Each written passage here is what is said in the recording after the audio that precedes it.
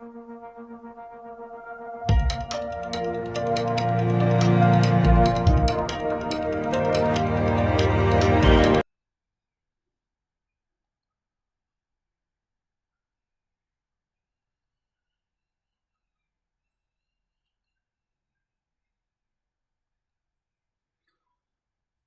Everyone, welcome to the learning loop online educational platform.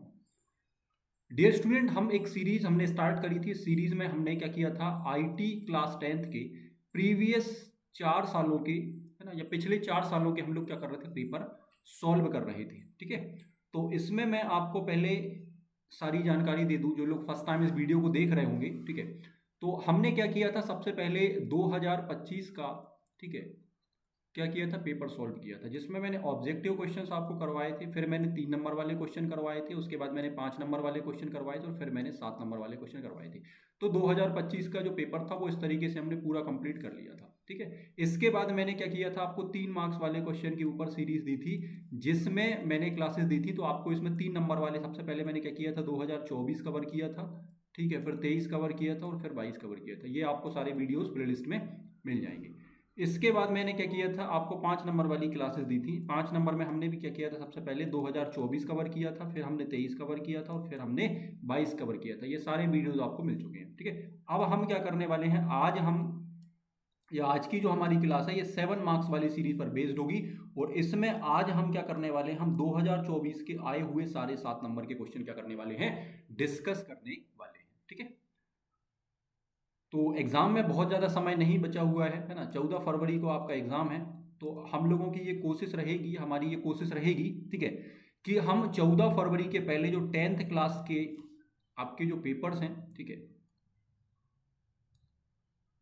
तो हम लोगों की ये कोशिश रहेगी, ठीक है, कि हम 14 फरवरी के पहले, ठीक है ना, या आपके एग्ज़ाम के पहले पिछले 4 सालों के जो प्रीवियस ईयर पेपर हैं वो सारे आपको कवर करा दें। क्योंकि ऐसा देखा गया है पिछले 4 सालों में कि क्वेश्चंस, काफ़ी ज़्यादा क्वेश्चंस यहाँ से क्या होते हैं, रिपीट होते हैं। ठीक है ना, ठीक है, साथ ही साथ हमारी एक तैयारी भी हो रही होगी, ठीक है ना, जिससे हम आने वाले क्वेश्चंस को भी बहुत अच्छे से लिख पा रहे होंगे। ठीक है, चलिए, तो सबसे पहले हम ये डिस्कस कर लेते हैं कि आपके क्वेश्चन, जो क्वेश्चन पेपर है, उस क्वेश्चन पेपर में मैंने आपको बताया था कि 20 क्वेश्चन या 20 क्वेश्चन आते हैं। स्टार्टिंग के जो 4 क्वेश्चन रहते हैं आपके, वो ऑब्जेक्टिव रहते हैं, ठीक है, 20 नंबर के आते हैं। ठीक है, इसके बाद हम बात करते हैं क्वेश्चन नंबर आपका जो 5 है, 5 से लेकर 9 तक, है ना, ये सारे 3 नंबर वाले होते हैं। इसके बाद हमने देखा था कि क्वेश्चन नंबर 10 से लेकर, ठीक है, 15 तक जो क्वेश्चन आते हैं, है ना, ये कितने हो जाते हैं, 6 क्वेश्चन, ये सारे 5 नंबर वाले होते हैं। और फिर हम बात करते हैं क्वेश्चन नंबर 16 से लेकर 20 तक। तो क्वेश्चन नंबर 16 से 20 तक जो क्वेश्चन आते हैं, ये सारे क्वेश्चन जो होते हैं वो होते हैं आपके 7 नंबर वाले। तो आज हम उन्हीं 7 नंबर वाले क्वेश्चन की बात कर रहे हैं। तो 16 से लेकर 20 तक जो 7 नंबर वाले क्वेश्चन होते हैं, इनकी जो संख्या होती है वो संख्या कितनी होती है भाई, 5 होती है। तो 5 क्वेश्चन आते हैं, हर एक क्वेश्चन आपका 7 नंबर का होता है। तो हम इस तरीके से कह सकते हैं कि आपके जो एग्जाम है उसमें 35 मार्क्स का इंपॉर्टेंट रोल प्ले करते हैं 7 मार्क वाले क्वेश्चन। ठीक है, तो हम देख लेते हैं कि 2024 में जो पहला आपसे 7 नंबर वाला क्वेश्चन पूछा गया था वो क्या था, है ना। 25 मैंने आपको कंप्लीट करा दिया है, 2025 के सारे 7 मार्क्स वाले क्वेश्चन मैंने करा दिए हैं। तो आप जाके सारे क्वेश्चंस को अच्छे से देख सकते हैं। साथ ही साथ हम लोग ये कर रहे हैं कि जो क्वेश्चन पेपर सॉल्व कर रहे हैं, तो क्वेश्चन पेपर सॉल्व करते समय हम क्वेश्चन की ड्राफ्टिंग या फॉर्मेटिंग भी सीख रहे हैं कि हम क्वेश्चन को किस तरीके से एग्जाम के अंदर फॉर्मेट उसका हम बना रहे होंगे। ठीक है ना, किस तरीके से हम उसको ड्राफ्ट कर रहे होंगे, किस तरीके से हम आंसर राइटिंग कर रहे होंगे, साथ ही साथ ये चीजें भी सीखते चल रहे हैं। ठीक है, तो पहला क्वेश्चन आपसे जो पूछा गया था वो था कि लिब्रे ऑफिस राइटर की स्टाइल की विभिन्न श्रेणियों का वर्णन करना। इंपॉर्टेंट क्वेश्चन है, डोमेस्टिक डेटा एंट्री ऑपरेटर के यूनिट नंबर 1 से ये क्वेश्चन आपको देखने के लिए मिलता है। फिर हम बात कर लेते हैं Libre office Calc. Libre office Calc में निम्न को समझाएं। सबसे पहले पूछा लक्ष्य की तलाश, या इसको हम क्या बोलते हैं, गोल सीक, इसको क्या बोला जाता है, गोल सीक। फिर आपसे अगला क्वेश्चन पूछा गया था व्हाट इफ परिदृश्य, या इसको हम इंग्लिश में बोलते हैं व्हाट इफ सिनेरियो। ठीक है, फिर तीसरा क्वेश्चन आपसे जो पूछा गया था वो पूछा गया था 1 to 1, है ना, 1 to 1 रिलेशन, 1 to 1 रिलेशनशिप कैसे काम करता है, उदाहरण सहित समझाएं। आपको यहां पर पूछा गया कि 1 to 1 काम कैसे करता है, ये आपको समझाना है 7 नंबर में। ठीक है, फोर्थ क्वेश्चन आपसे पूछा गया था निम्न को समझाएं। 2024 में ये क्वेश्चन भी आया था कि हायरार्किकल डेटा मॉडल क्या होता है, और दूसरा आपसे पूछा गया था कि नेटवर्क डेटा मॉडल क्या होता है। ये 2 क्वेश्चन आपसे पूछे गए थे। फिर हम बात कर लेते हैं, नेक्स्ट क्वेश्चन आपका पूछा गया था कि कार्यस्थल सुरक्षा को समझाइए। कार्यस्थल सुरक्षा के लिए कर्मचारियों की बुनियादी जिम्मेदारियों को भी क्या करना है, सूचीबद्ध करना है और बताना है कि कौन कौन सी बुनियादी जिम्मेदारियां यहाँ पर देखने के लिए मिलती हैं। ठीक है, यही क्वेश्चन यहाँ पर इंग्लिश में लगे हुए हैं, तो आप इनको देख सकते हैं। ठीक है ना। और मैंने आपको ये भी बताया था कि आप हमारे टेलीग्राम चैनल को अगर ज्वाइन करते हैं तो वहाँ से ये सारी जो क्लासेज हैं, इन क्लासेस की, चाहे आप एग्रीकल्चर की क्लास की बात करें, चाहे आप आईटी की बात करें, या जो भी और टीचर्स के द्वारा आपको यहाँ पर पढ़ाया जा रहा है, उस सारे मटेरियल को आप पीडीएफ फॉर्म में क्या कर सकते हो, टेलीग्राम से जाकर डाउनलोड कर सकते हो और अपने पास सुरक्षित उसको रख सकते हो, प्रैक्टिस कर सकते हो। ठीक है, चलो, तो आज का हमारा जो पहला क्वेश्चन है वो है कि लिब्रे ऑफिस राइटर की जो स्टाइल है, स्टाइल की विभिन्न श्रेणियों के बारे में बताना है। ठीक है, अब यहां पर ध्यान रखना, हम ये नहीं करेंगे भाई लिब्रे ऑफिस में हम अगर बात करें तो किसी क्वेश्चन में अगर 5 ही पॉइंट बन रहे हैं या 6 ही पॉइंट बन रहे हैं तो हम जबरदस्ती उसमें ये नहीं देखेंगे कि 7 नंबर का क्वेश्चन है तो हम 7 पॉइंट में लिखें। हमें ये गलती नहीं करनी है, जबरदस्ती क्वेश्चन को हमें नहीं बढ़ाना है या उसमें एक्स्ट्रा चीजें लिख के फालतू में हमें नहीं आना। हम यहाँ पर वही अप्रोच लेकर चल रहे होंगे कि 7 नंबर का क्वेश्चन है तो क्वेश्चन कितने पार्ट्स में हम तोड़ सकते हैं। तो सबसे पहला पार्ट क्या है, लिब्रे ऑफिस राइटर, है ना। मैं आपको क्या पूछा गया सबसे पहले, लिब्रे ऑफिस राइटर में स्टाइल, तो आप पहले ये बता दो, फर्स्ट पार्ट हमने तोड़ लिया क्वेश्चन का। ठीक है, तो आप छोटा सा इंट्रो 2 से 3 लाइन में ये बता दो कि लिब्रे ऑफिस राइटर क्या होता है, फिर इसके बाद इसकी श्रेणियां बता दो, लास्ट में छोटा सा एक निष्कर्ष लिख के आप इसको क्या कर दो, खत्म कर दो। ठीक है, एग्जाम्पल बन रहे हैं तो एग्जाम्पल लिख सकते हैं, डायग्राम बन रहे हैं तो डायग्राम हम बना सकते हैं, जो चीज पॉसिबल है वो हम एग्जाम के अंदर 7 नंबर वाले क्वेश्चन में कर रहे होंगे, जिससे क्वेश्चन की फ्रेमिंग बहुत अच्छी हो रही हो और हम कोशिश कर रहे हो कि हम वहां से 7 नंबर पूरे लेकर आ रहे हो। तो लिब्रे ऑफिस राइटर में जो स्टाइल है, स्टाइल का उपयोग डॉक्यूमेंट को सुंदर, एक रूप और व्यवस्थित बनाने के लिए किया जाता है। इतना हमने लिख दिया एक लाइन में। अब हम बता देंगे स्टाइल के मुख्य रूप से निम्नलिखित श्रेणियों में इसको बांटा जाता है या निम्न रूप इसके होते हैं। सबसे पहले आता है पैराग्राफ स्टाइल। अब यहाँ पे मैंने कुछ थोड़ा सा एक्स्ट्रा आपको एक लाइन दी हुई है जिससे आप इसको याद रख सके और एग्जाम के अंदर आप इसको ठीक से लिख सके। तो थोड़ा सा मैंने एक्स्ट्रा यहाँ पर शब्दों का क्या किया है, उपयोग किया है, जिससे आप, है ना, अगर मैं 250 शब्दों में आपको आंसर दे रहा हूं तो कम से कम आप 180 शब्द तो एग्जाम में, है ना, या 150 शब्द या 160 शब्द तो आप याद रख के उसको एग्जाम के अंदर लिख पाओ, ना, कंप्लीट कर पाओ। तो पैराग्राफ स्टाइल क्या होती है, इस स्टाइल का उपयोग पूरे पैराग्राफ के स्वरूप को नियंत्रित करने के लिए किया जाता है। इसके अंतर्गत हम देखते हैं तो फॉन्ट आता है, अलाइनमेंट आता है, लाइन स्पेसिंग आती है और इंडेंटेशन आता है आपका। ठीक है, ठीक है, इसमें हम बात करते हैं तो एग्जाम्पल क्या हो जाएगा, तो टेक्स्ट बॉडी हो गई, हेडिंग 1 हेडिंग 2, ये इसके एग्जाम्पल हो गए। तो 1 से 2 एग्जाम्पल आप चाहें तो लिख सकते हैं। फिर हम सेकंड नंबर पर बात करते हैं तो आता है कैरेक्टर स्टाइल। तो इस स्टाइल का प्रयोग शब्द अक्षर के रूप को बदलने के लिए किया जाता है। इससे टेक्स्ट को हम क्या कर सकते हैं, बोल्ड कर सकते हैं, इटैलिक कर सकते हैं, अंडरलाइन कर सकते हैं, ये सारी चीजें हम इससे कर सकते हैं। ठीक है, इसके एग्जाम्पल हमने यहाँ पर लिखे हुए हैं। ठीक है, 3 नंबर पर हम बात करते हैं तो फिर आता है पेज स्टाइल। तो इस स्टाइल से पूरे पेज का लेआउट नियंत्रित होता है। इसमें पेज की साइज, मार्जिन, हेडर, फुटर और पेज ओरिएंटेशन क्या होता है, शामिल होता है। ठीक है, एग्जांपल हमने यहां पर लिखा हुआ है, डिफॉल्ट हो गया, डिफॉल्ट पेज स्टाइल या फर्स्ट पेज, ये सारा इसमें शामिल हो जाएगा। 4th नंबर पर हम बात करते हैं फ्रेम स्टाइल, है ना। लिब्रे ऑफिस की जो श्रेणियां हैं वो 6 हम पढ़ते हैं या 6 श्रेणियों को हम देखते हैं। ठीक है, फ्रेम स्टाइल, तो इस स्टाइल का उपयोग टेक्स्ट, फ्रेम, इमेज, ऑब्जेक्ट आदि के लिए किया जाता है। इससे फ्रेम की बॉर्डर, पोजीशन और बैकग्राउंड वगैरह सेट किया जाता है ना। तो जहां पर पॉसिबल है वहां एग्जांपल लिख सकते हैं, जहां नहीं है वहां जबरदस्ती हमें एग्जांपल बनाने की कोशिश नहीं करनी है। फिर आता है लिस्ट स्टाइल।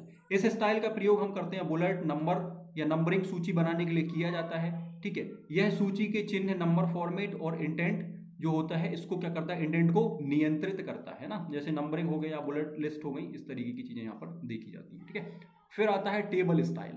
तो इस स्टाइल से टेबल का स्वरूप बदला जाता है। इसमें बॉर्डर, है ना, शेडिंग, रो, कॉलम, डिजाइन, ये सारी चीजें क्या होती हैं, शामिल होती हैं। एक पॉइंट यहाँ पर मैंने एक्स्ट्रा दिया हुआ है तो इसको आप, है ना, जैसे इन 6 में से कोई एक स्टाइल आप भूल जाते हैं तो आप क्या कर सकते हैं, इसको शामिल कर सकते हैं। इसको हम इंडेक्स स्टाइल बोलते हैं। इस स्टाइल का उपयोग विषय सूची या टेबल ऑफ कंटेंट या इंडेक्स बनाने के लिए किया जाता है। इससे इंडेक्स की एंट्री और फॉन्ट और लेआउट भी क्या होता है, तय किया जाता है। एक निष्कर्ष हम यहाँ पर एक लाइन में लिख रहे होंगे 7 नंबर वाले क्वेश्चन में। ठीक है, कि लिब्रे ऑफिस राइटर की स्टाइल श्रेणियां डॉक्यूमेंट को प्रोफेशनल, आकर्षक और समान रूप से प्रस्तुत करने में या प्रेजेंट करने में क्या करती हैं, मदद करती हैं। तो इससे आपका क्वेश्चन कंप्लीटली दिख रहा होगा कि आपने 7 मार्क्स के हिसाब से इसको ठीक तरीके से लिखा हुआ है। ठीक है, अगले क्वेश्चन की हम बात कर लेते हैं। तो अगला क्वेश्चन हमारा आता है लिब्रे ऑफिस कैल्क में निम्नलिखित को समझाएं। सबसे पहला पॉइंट आता है नंबर 1 पर, लक्ष्य की तलाश, इसको हम बोलते हैं गोल सीक, है ना। ये क्वेश्चन 3 नंबर में भी आपसे पूछा जाता है, गोल सीक, तो आप इसको थोड़ा सा ध्यान से एग्जाम के लिए प्रिपेयर करेंगे। ठीक है, फिर आता है व्हाट इफ परिदृश्य, जिसको हम बोलते हैं व्हाट इफ सिनेरियो। ठीक है, हम इन दोनों को समझने वाले हैं। सबसे पहला आता है लक्ष्य की तलाश या गोल सीक। तो लक्ष्य की तलाश या गोल सीक जो है लिब्रे ऑफिस कैल्क का एक टूल है, ये पहला पॉइंट हमारा हो जाएगा, जिसकी सहायता से किसी फॉर्मूले के चाहे गए परिणाम या टारगेट वैल्यू को प्राप्त करने के लिए आवश्यक इनपुट वैल्यू का पता इसके द्वारा किया जाता है या पता की जाती है। इससे हम परिणाम की वैल्यू तय करते हैं और कैल्क स्वयं उस वैल्यू तक पहुंचने के लिए आवश्यक सेल का मान भी हमें खोज के देता है। ठीक है, एग्जाम्पल क्या हो गया, यदि कुल राशि 5,000 रुपए चाहिए और फॉर्मूला हमारे पास क्या है, इक्वल है ना, A1 * 10 है, तो गोल सीक से A1 की सही वैल्यू क्या कर सकते हैं, हम निकाल सकते हैं। मतलब A1 में क्या रखना चाहिए जिससे हमें यहाँ पर क्या मिल जाए, 5,000 मिल जाए। ठीक है, तो ये काम हम क्या कर सकते हैं, इससे कर सकते हैं। आप ऐसा एग्जाम्पल के साथ क्या कर सकते हैं, बता सकते हैं। ठीक है, फिर आता है व्हाट इफ परिदृश्य, जिसको हम बोलते हैं व्हाट इफ सिनेरियो। तो व्हाट इफ परिदृश्य या सिनेरियो लिब्रे ऑफिस कैल्क की एक और अन्य फैसिलिटी या सुविधा है, ठीक है, या फीचर है, जिसका उपयोग अलग अलग संभावित स्थितियों में मान बदलकर उनके परिणाम या विश्लेषण करने के लिए क्या होता है, किया जाता है। इसके द्वारा यह देखा जा सकता है कि यदि किसी सेल की वैल्यू बदली जाए तो परिणाम पर क्या प्रभाव पड़ेगा। एग्जाम्पल हम बताएंगे कि यदि बिक्री जो है लागत या ब्याज दरें बदली जाएं तो उसके अनुसार लाभ या कुल राशि में क्या परिवर्तन होगा, ऐसा हम एक एग्जाम्पल बता सकते हैं। ठीक है, थर्ड क्वेश्चन पर हम आते हैं। तो थर्ड क्वेश्चन आपसे पूछा गया है 1-to-1, है ना, क्या पूछा गया है, 1-to-1 रिलेशनशिप कैसे काम करती है ना। तो ये आप देखोगे तो DBMS वाला जो चैप्टर है आपका, थर्ड चैप्टर है, जिसको हम बोलते हैं लिब्रे ऑफिस बेस, वहां से ये क्वेश्चन आपका लिया गया है पेपर में। ठीक है, 2024 के अंदर। तो 1-to-1 रिलेशनशिप क्या होती है, तो आप बताओगे 1-to-1 रिलेशनशिप DBMS में टेबल्स के बीच वह संबंध होता है जिसमें एक टेबल की एक रिकॉर्ड, ठीक है, केवल दूसरी टेबल के एक ही रिकॉर्ड से क्या होता है, जुड़ा होता है। इसीलिए इसको क्या बोला जाता है, 1-to-1, मतलब एक टेबल का एक रिकॉर्ड अगली एक टेबल के एक रिकॉर्ड से जुड़ा होता है, इसीलिए इसको 1-to-1 बोला जाता है।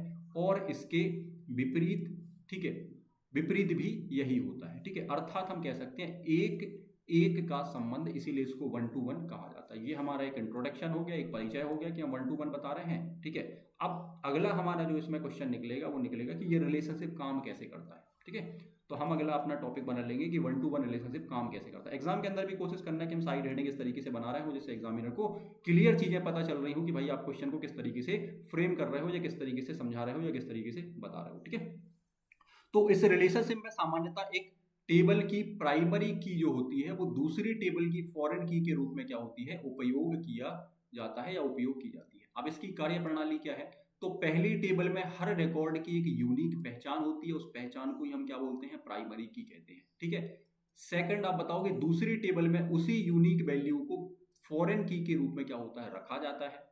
तीसरे में आप बताओगे, तीसरे पॉइंट में, कि फॉरेन की पर यूनिक कांस्टेंट लगाया जाता है ताकि एक से अधिक रिकॉर्ड ना जुड़ पाए। इस बात को आप अंडरलाइन पेपर में करके आएंगे। ठीक है, इससे दोनों टेबल की प्रत्येक रिकॉर्ड केवल एक दूसरे से ही क्या होते हैं, संबंधित रहते हैं, ऐसा हमने बताया। अब हम एक एग्जांपल के थ्रू इसको समझाने की कोशिश कर रहे होंगे क्योंकि क्वेश्चन बड़ा है 7 नंबर का, तो आपको सारी चीजें कवर करके चलना है। तो हमने यहाँ पर क्या किया भाई, टेबल 1 हमारी जो है ये विद्यार्थी या स्टूडेंट नाम से हमने बनाई, और दूसरी टेबल हमने बनाई ID कार्ड या पहचान के नाम से। ठीक है, इसमें हमने सबसे पहले एक, है ना, एंटिटी क्या ले ली टेबल में, एक, है ना, स्टूडेंट ID, है ना, और दूसरा हमने यहाँ पर क्या ले लिया, नेम। तो स्टूडेंट ID मैंने यहाँ 101 रखी, ठीक है, नाम इसके सामने मैंने रवि रखा। ठीक है, फिर मैंने स्टूडेंट ID क्या रखी, 102, और नाम यहाँ पर क्या रखा, सीता। अब यहाँ पर हमारे पास जो सेकंड बना है वो है पहचान, ठीक है, या ID कार्ड की एक टेबल हमने बनाई। इसमें हमने 2 कॉलम रखे, सबसे पहले हमने बनाया कार्ड ID और दूसरा बनाया स्टूडेंट ID। तो कार्ड ID हमने बनाया C01, C02। तो यहाँ पर हमने क्या किया, स्टूडेंट ID 101, ठीक है, और यहाँ पर क्या हो जाएगी 102।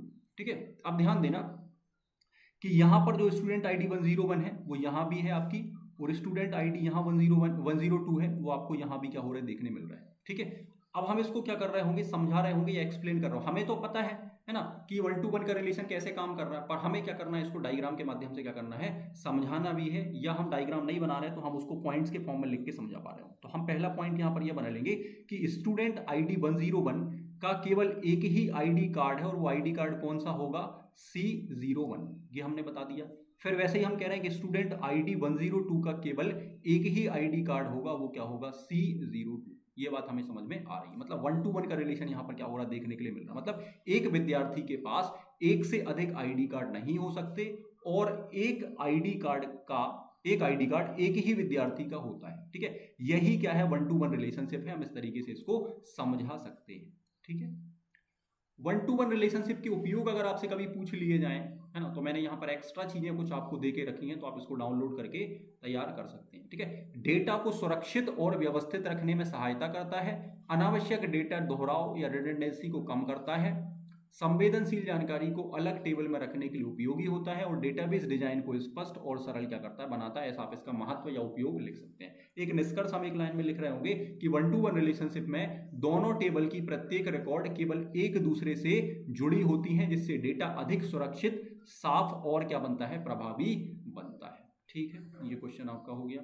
अब हम बात कर लेते हैं, हमारे पास जो अगला क्वेश्चन पूछा गया है 3 नंबर में, 7 नंबर में, वो क्वेश्चन क्या है, 2024 में निम्न को समझाइए, हायरार्किकल डेटा मॉडल और नेटवर्क मॉडल। ये भी आप देखोगे आपका जो डीबीएमएस चैप्टर है उसके अंदर से ये क्वेश्चंस आपका फिर से लिया गया है, ठीक है। तो सबसे पहले हम बात कर लेते हैं हायरार्किकल डेटा मॉडल की, ठीक है। मोस्ट इंपॉर्टेंट क्वेश्चन है, ये बार बार पूछा जाता है, ध्यान रखिए, ठीक है। शॉर्ट नोट में भी आता है आपसे, और आपसे लॉन्ग क्वेश्चन में भी पूछा जा सकता है, तो ध्यान रखेंगे, इसको हमें बहुत अच्छे से तैयार करना है, ठीक है। सबसे पहले आता है हायरार्किकल डेटा मॉडल। तो हायरार्किकल डेटा मॉडल वह मॉडल होता है, ठीक है, जिसमें डेटा को ट्री संरचना या पेड़ के रूप की संरचना के रूप में व्यवस्थित किया जाता है। इसमें एक पेरेंट या मूल रिकॉर्ड जो है, ठीक है, और कई क्या होते हैं, चाइल्ड या शाखा रिकॉर्ड होते हैं, ठीक है। इस मॉडल में प्रत्येक चाइल्ड का केवल एक ही पेरेंट्स होता है, लेकिन एक पेरेंट्स के एक से अधिक चाइल्ड हो सकते हैं। हम कुछ ऐसे समझेंगे, मान लेते हैं ये हमारे पास पेरेंट्स हो गए, ठीक है। तो अब इसकी 2 ब्रांचेस निकल रही होंगी, है ना, ये बन जाएगा C1, ठीक है, और ये बन जाएगा, क्या बन जाएगा, C2, ठीक है। अब इसकी मान लेते हैं 3 ब्रांचेस बन रही हैं, ठीक है ना, B1 मान लेते हैं, B2 मान लेते हैं, और क्या मान लेते हैं, B3, ठीक है। इसकी हम देख रहे हैं कि 3 से 4 ब्रांचें निकल रही मान लो, है ना, तो D1 हो गया, D2 हो गया, D3 हो गया, और D4 हो गया। तो ये आपको एक ट्री स्ट्रक्चर दिख रहा है, इसी को ही हम क्या बोलते हैं, हायरार्किकल डेटा मॉडल बोलते हैं, ठीक है। आपको समझ में आया होगा। एग्जाम्पल आप समझा सकते हो कि भैया ये कंपनी है, इस कंपनी में क्या होते हैं, कई विभाग होते हैं, और विभाग के अंदर बहुत सारे क्या होते हैं, कर्मचारी होते हैं, पर कंपनी एक ही होगी, ठीक है। विभाग जो होगा, वो डिपार्टमेंट वो एक ही होगा, कर्मचारी बहुत सारे हो सकते हैं, ठीक है। तो हम इस तरीके से बता सकते हैं कि यह संरचना जो है वो हायरार्किकल डेटा मॉडल को दर्शाती है, ठीक है। अगला हमसे पूछा गया है नेटवर्क डेटा मॉडल, ये भी इंपॉर्टेंट होता है। तो नेटवर्क डेटा मॉडल में क्या होता है, इसमें डेटा को नेटवर्क संरचना में व्यवस्थित किया जाता है। इसमें एक रिकॉर्ड से एक से अधिक पेरेंट और एक से अधिक चाइल्ड क्या हो सकते हैं। यह मॉडल जो है वो मैनी टू मैनी संबंध पर आधारित होता है और इसको सपोर्ट करता है। इसीलिए यह जो है हायरार्किकल डेटा मॉडल से अधिक लचीला होता है, ठीक है, और यूज किया जाता है। जैसे विद्यार्थी हैं और विषय हैं, तो बहुत सारे विद्यार्थी हो सकते हैं, बहुत सारे विषयों को वो क्या कर सकते हैं, पढ़ सकते हैं ना। यहाँ पे मान लेते हैं कि 3 विद्यार्थी हैं, ठीक है, और 6 क्या है, विषय हैं। तो ये एक विद्यार्थी सारे 6 विषयों को पढ़ सकता है, ठीक है ना। तो इस तरीके से ये क्या होता है, कनेक्टेड आपका होता है ना, ठीक है। विद्यार्थी और विषय के बीच में हम बता सकते हैं कि एक विद्यार्थी कई विषय पढ़ सकता है और एक विषय कई विद्यार्थियों के द्वारा पढ़ा जा सकता है। ये हम एग्जाम्पल के साथ इसको डायग्राम बना के बता सकते हैं, ठीक। अब हम अगले क्वेश्चन की बात कर लेते हैं। क्वेश्चन नंबर 5 आपसे जो पूछा गया था, या लास्ट क्वेश्चन जो आपका था 5वें नंबर पे, वो था कार्यस्थल सुरक्षा को समझाइए। कार्यस्थल सुरक्षा के लिए कर्मचारी की बुनियादी जिम्मेदारियों को भी बताइए कि क्या है। ये 2024 का क्वेश्चन है। तो सबसे पहले हम क्या बताएंगे, कार्यस्थल सुरक्षा, ठीक है, या वर्क प्लेस सेफ्टी, ठीक है। तो हम बताएंगे कार्यस्थल सुरक्षा का अर्थ ऐसे नियमों, प्रक्रियाओं और सावधानियों को अपनाना जिनसे कार्य करते समय दुर्घटनाओं, चोटों और स्वास्थ्य जोखिमों से कर्मचारियों की सुरक्षा सुनिश्चित हो सके। इसका उद्देश्य एक सुरक्षित, स्वास्थ्य और तनाव मुक्त कार्य वातावरण प्रदान करना है।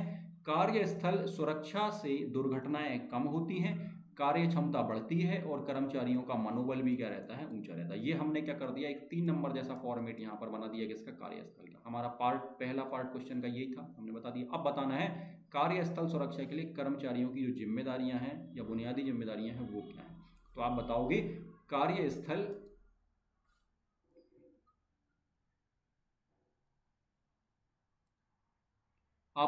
कार्यस्थल सुरक्षा के लिए कर्मचारी की बुनियादी जिम्मेदारियां। नंबर 1 आ जाता है सुरक्षा नियमों का पालन करना, सभी सुरक्षा निर्देशों और नियमों का ईमानदारी से पालन करना। नंबर 2 आ जाता है सुरक्षा उपकरणों का सही उपयोग करना, मतलब हम कह सकते हैं हेलमेट, दस्ताने, मास्क, सेफ्टी शूज आदि का नियमित क्या करना, उपयोग करना। 3 नंबर पे आ जाएगा खतरों की सूचना देना, किसी भी संभावित खतरे या खराब उपकरण की जानकारी तुरंत अधिकारी को या सुपरवाइजर को क्या करना, देना। 4 नंबर पर आ जाएगा कार्यस्थल को साफ सुथरा रखना, मतलब फर्श, मशीनों और कार्य क्षेत्र को व्यवस्थित व क्या करना, स्वच्छ रखना। 5 नंबर पर आ जाएगा प्रशिक्षण को गंभीरता से क्या करना, लेना। ठीक है, सुरक्षा प्रशिक्षण और मॉक ड्रिल जो है इसमें सक्रिय रूप से भाग लेना। 6 नंबर पर आ जाएगा आपातकालीन प्रक्रियाओं का ज्ञान रखना, जैसे फायर अग्निशामक है या फायर एग्जिस्टिस है, फर्स्ट एड है, ठीक है, आपातकाल नंबरों की जानकारी रखना, ये सारी चीजें इसके अंतर्गत क्या होती हैं, शामिल होती हैं। ठीक है, 7वें नंबर पर आता है लापरवाही से बचना, मशीनों या उपकरणों के साथ मजाक या लापरवाही ना करना। ये आपके सारे है ना हो गए पॉइंट्स। ठीक है, ये जिम्मेदारियां। इसके बाद एक निष्कर्ष बता देना कि कार्यस्थल सुरक्षा केवल संस्था की नहीं बल्कि प्रत्येक कर्मचारी की या सामूहिक जिम्मेदारी या ग्रुप की जिम्मेदारी भी होती है। सुरक्षा नियमों का पालन करके हम दुर्घटनाओं से बच सकते हैं और कार्य वातावरण को सुरक्षित बनाया जा सकता है ना। तो हमने 2024 के जो 7 मार्क्स वाले क्वेश्चन हैं ये सारे कंप्लीट कर लिए। अब हम अगली क्लास में क्या कर रहे होंगे, 2023 के 7 मार्क्स क्वेश्चन देख रहे होंगे और 2022 के सारे 7 मार्क्स क्वेश्चन हम देख रहे होंगे। इसके बाद हमारा जो लास्ट सेशन जो रहेगा, ठीक है, एग्जाम के पहले, वो आपके ऑब्जेक्टिव क्वेश्चंस को कवर करना रहेगा कि हम पिछले 4 सालों के ऑब्जेक्टिव क्वेश्चंस को भी देखकर चल रहे हो। ठीक है।